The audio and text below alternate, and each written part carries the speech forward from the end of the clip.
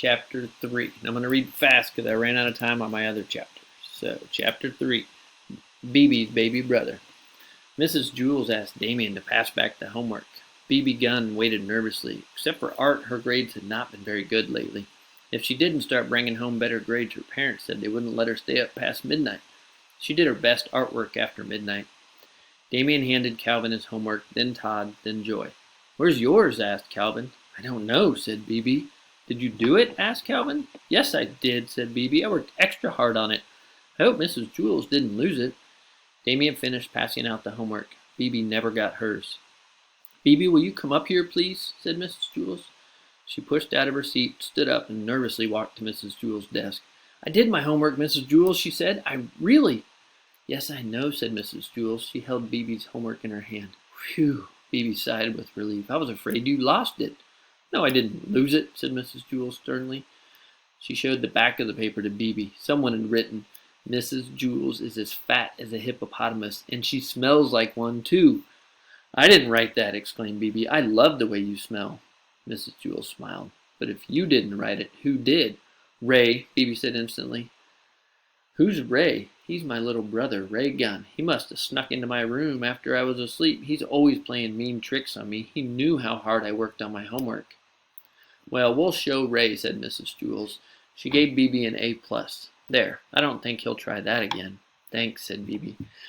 "You may have a Tootsie Roll Pop, too," said Mrs. Jules. BB took a Tootsie Roll Pop out of the coffee can on Mrs. Jules' desk, then returned to her seat. She proudly showed Calvin her A+.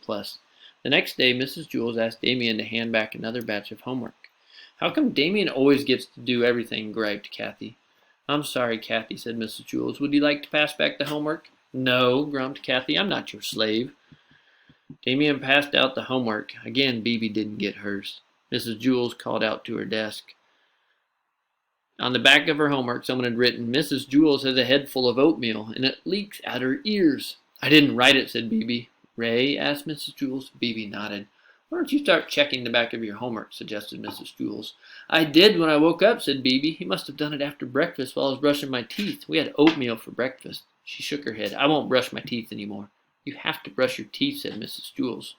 "My parents think he's such a little angel," BB complained. "He's always wrecking things, and then I'm always the one who gets in trouble. Why can't you be more like Ray, they say. Yesterday he threw all my underwear out the window. Then my mother yelled at me for it. She wouldn't believe that her little darling son would do something like that." Mrs. Jules gave BB another A+ and another Tootsie Roll Pop. For Friday, everyone had to write a report and then read it to the class. BB wrote a report about George Washington. She stood at the front of the room and read it aloud. "George Washington never told a lie, not like Mrs. Jules. She lies all the time. That's why her nose is so big and she snores when she sleeps, so Mr. Jules has to wear earplugs."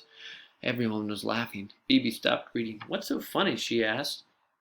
"Come here," said Mrs. Jules. BB shrugged and walked to Mrs. Jules' desk. Mrs. Jules showed her what she had just read. "Did I read that out loud?" BB asked. Mrs. Jules nodded. "I was just reading it," BB explained. "I wasn't listening." "It was Ray again, wasn't it?" asked Mrs. Jules. "Had to be. Yesterday he put toothpaste in my socks. Then my mother got mad at me for making a mess and wasting toothpaste." BB got an A+ on her report and another Tootsie Roll Pop. After school, Mrs. Jules called BB's mother on the phone. "Hello, Mrs. Gunn. This is Mrs. Jules from Wayside School." "What's BB done now?" asked Mrs. Gunn. "BB hasn't done anything wrong," said Mrs. Jules. "She's a wonderful girl." "Well, that's a surprise," said Mrs. Gunn. "She's always causing trouble at home." "I wanted to talk to you about that," said Mrs. Jules. "I think you're being unfair to BB. I think she often gets into trouble and really Ray is to blame." "Ray?" asked Mrs. Gunn. "Yes, I know you think he's a perfect angel," said Mrs. Jules, "but some children can be angels on the outside and devils underneath." "Yes, that sounds like BB," said Mrs. Gunn. "I'm not talking about BB, I'm talking about Ray." "Ray?" asked BB's mother. "Who's Ray?" Chapter 4. Homework. Mrs. Jules was teaching the class about fractions and decimals. She explained that .5 was the same as 1/2. Mac raised his hand. Mrs. Jules pretended not to see him. "Ooh, ooh," Mac groaned as he stretched his hand so high that it hurt. Mrs. Jules pretended not to hear him. Jenny raised her hand. "Yes, Jenny," said Mrs. Jules, glad to call on anyone besides Mac. "Mac has his hand raised," said Jenny. Thank you, Jenny," muttered Mrs. Jules. "Yes, Mac, what is it?" "I couldn't find one of my socks this morning," said Mac. "Man, I looked everywhere in my closet, in the bathroom, in the kitchen, but I just couldn't find it. I asked my mother, but she hadn't seen it either. That's very interesting, Max, Mrs. Jewls said patiently, but what does that have to do with decimals? Because, said Mac, I could only find half of my socks. Oh, right, said Mrs. Jewls. Does anybody else have questions about decimals? Yes, John? Did you look under the bed? Asked John. That was one of the first places I looked, said Mac, but it wasn't there. Did you check the dirty clothes? Asked Ron. Maybe it was never washed. I checked, said Mac. Do you have a dog? Asked Beebe. Maybe your dog took it. No, my dog doesn't wear socks, said Mac. Why didn't you just put on a different sock? Asked Allison, even if it didn't match. I thought of that, said Mac, see, but then if I wore a sock that didn't match, I'd be left with only one sock of that color for tomorrow. And then if I wore that sock, I'd have to wear a sock that didn't match with it, and so on for the rest of my life. I would never wear matching socks again. Well, be that as it may, said Mrs. Jewls, we really need to get back to decimals. Yes, Stephen? Once I had both my socks on, said Stephen, but I wasn't wearing any shoes. My mom had just waxed the floor, too. I slid around on it like I was skating. It was a lot of fun. Until I fell against the kitchen table and broke 2 dishes. Then I got in trouble. What's that got to do with my socks? Mac asked impatiently. Stephen shrugged. You ever find your other sock? Asked Leslie. Yep, said Mac, but you'll never guess where. In the refrigerator. He held out his arms in bewilderment. How did it get there? No one knew. See, here it is, said Mac. He climbed on top of his desk so everyone could see his feet. He pointed to his left foot and said, This is a sock I had from the beginning. He pointed to his right foot and said, This is a sock I couldn't find. His socks were red with gold lightning bolts down the side. Ooh, hot sock, said Mauricia. No, it was cold after being in the refrigerator, said Max, still standing on top of his desk. I made up a song for it, too, while I was looking for it. You want to hear it? He sang, I got one sock, looking for the other, one sock, looking for its brother. When I find that sock, I'll tell you what I'll do. I'll put it on my foot, and I'll stick it in my shoe. The bell rang for recess. Since we didn't finish the arithmetic lesson, said Mrs. Jewls, you have to do the rest of it for homework. All the kids groaned as they headed outside. After recess was science. Mrs. Jewls was teaching the class about dinosaurs. She told the class that there were only 2 types of dinosaurs, those that ate meat and those that ate only vegetables. You like broccoli? Asked Rondi. I don't think they had broccoli back then, said Mrs. Jewls. Just as there were different kinds of animals back then, there were also different kinds of vegetables. Mac raised his hand, and Mrs. Jewls pretended not to see him. Ooh, ooh, Mac groaned. He looked like he was going to explode. Mrs. Jewls pretended not to hear him. She called on Myron. Mac has his hand raised, said Myron. Thank you, Myron, muttered Mrs. Jewls. Yes, Mac? My uncle grew the biggest watermelon you ever saw in your whole life. Man, it was huge. It was so heavy I couldn't even lift it. Mac, what does this have to do with dinosaurs? Asked Mrs. Jewls. Because that must have been the kind of watermelon that dinosaurs ate, said Mac. Did you eat it? Asked EJ. Not all of it, said Mac, shaking his head. Whew, it was too big for me, and I love watermelon. What did it taste like? Asked Mauricia. Delicious, said Mac, but lots of seeds. You shouldn't eat the seeds, otherwise a watermelon might grow inside your stomach.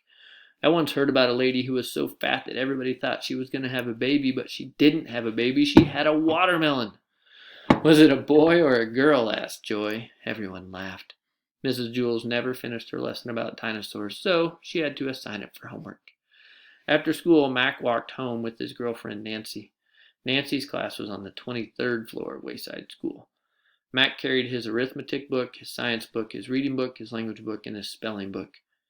Nancy didn't have any books. I'll carry your books for you, Mac, she offered. Mac gave Nancy his books. Don't you have any homework? He asked. She shook her head. Man, it's unfair, said Mac. Mrs. Jewls assigns more homework than any other teacher in Wayside School. Chapter 5.